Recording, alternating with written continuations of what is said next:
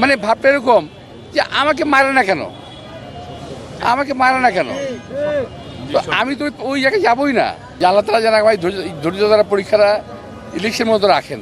যারা আছে প্রার্থী সবাই সত্য প্রতিনিধি। আমার নাতির বয়স না ওরা, তো আমার তো এবার অভিজ্ঞতা হয়ে গেছে। আমার যাদের নির্বাচন করার কোনো অভিজ্ঞতা নাই, দেশ পরিচালনার কোনো অভিজ্ঞতা নাই, তারা হঠাৎ করে নির্বাচনে এসে কি করে এত জোর গলায় বলতে পারে যে আমরা নির্বাচনে জয়লাভ করব, 12 তারিখে পরে দেখিয়ে দেব।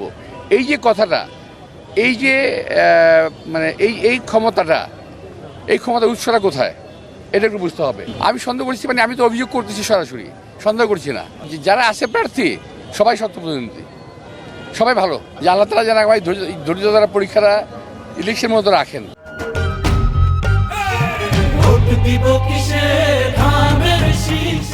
ইরিটেট করার জন্য, আমাকে একটু মানসিকভাবে অশান্ত করার জন্য কোনো একটা মহল করছে।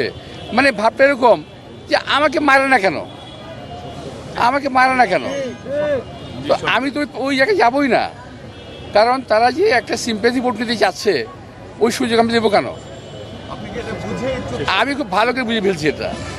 আমার বয়স তো কম হয় নাই, ওদের মতো ওর আমার নাতির বয়স না ওরা, তো আমার তো এবার অভিজ্ঞতা হয়ে গেছে। আমার এবারে নির্বাচনে ওদের কোনো স্ট্র্যাটেজি নাই। ওদের স্ট্র্যাটেজি হলো কোনো রকম ক্ষমতায় যাওয়া, পার্টিকে বিরক্ত করে, মানে কোনো বিরোধী দলকে, অপোজিশন পার্টিকে বিরক্ত করে একটা সিন ক্রিয়েট করে তার সিম্পেথি নেওয়া। না এটা, হ্যাঁ, এটা হচ্ছে কি, আমি এক নাম্বার হলো এখানে আমি একমাত্র স্ট্যান্ডিং কমিটি মেম্বার, এবং এখানে যা হচ্ছে এটা অনেকটা বিনোদনমূলক ঘটনা ঘটাচ্ছে কেউ কেউ, এই জন্য জনগণ এই দিকে নজর খুব বেশি দিচ্ছে আর কি।